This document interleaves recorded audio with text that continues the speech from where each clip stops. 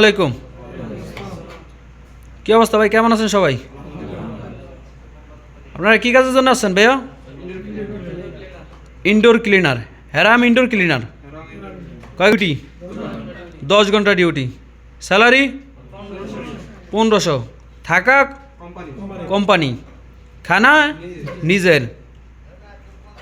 ওইখানে যাইয়া কাফালা করা যাবে না।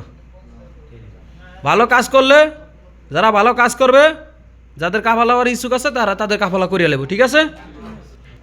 আর কোম্পানির খুশি করতে হবে। কোম্পানির খুশি না করতে হলে কি কাফালা করবো?